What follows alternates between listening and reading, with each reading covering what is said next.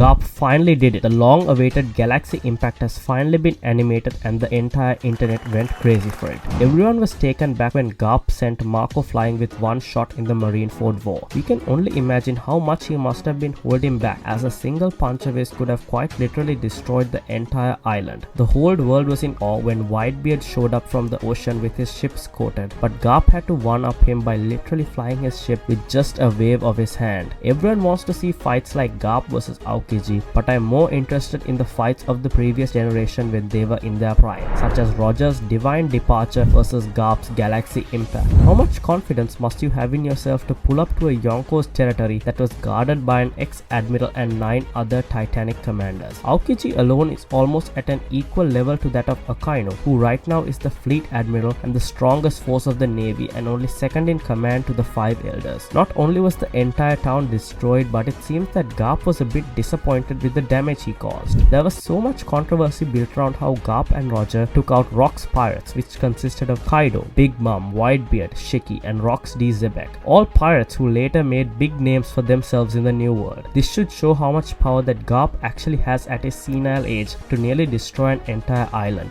Keep in mind, he is literally a grandfather and can quite capably go head to head with some of the strongest pirates of the current age. Garp literally trained Aokiji, and having to fight against him must be such a cruel twist of fate, since Aokiji admired Garp and the type of person he is, from refusing to be an admiral just so he wouldn't have to serve under the feet of the celestial dragons. I can never understand that despite Garp and even Sengoku having so much power, never resorted to forcibly take action against the Yonko that literally have done so many crimes. Blackbeard made a fool of the navy by becoming a warlord and using the title to get into Impel Down and broke out some of the most dangerous criminals that haven't been caught to this day and sail around quite freely. Despite all of this, the navy still refused to send anyone until Garp took it upon himself to gather the rest of the SWORD members to finally stop Blackbeard's plans. This, if nothing else, shows how much value that Garp believes Kobe, as he has referred to Kobe as the future of the navy, which means that Garp believes that Kobe will one day become the fleet admiral. This is very similar to the way in which Sengoku recommended Aokiji to be the fleet admiral, even though ultimately it was Akainu that ended up taking this position. However, this future may not be attainable, as Kobe has handed in his recognition and only serves the navy out of absolute loyalty. This is what it means to be a member of SWORD, and quite frankly, they are the biggest wildcards that are at the navy's disposal. The freedom to fight on any Yonko without obtaining permission, and the right to do however they want without the world government taking any blame or having any association with them, makes their crew quite dangerous and essentially makes them pirates. Garp isn't officially a member of SWORD but is allied with them, and being a hero of the navy, he has the right to act however he pleases. Apart from that, in SWORD, members like Kujaku also has a very strong devil fruit powers with her Paramecia fruit, which allows her to command anything she whips, and as so far we have seen, this only extends to inanimate objects, but maybe with a reawakening, controlling others will be a distinct possibility in the future.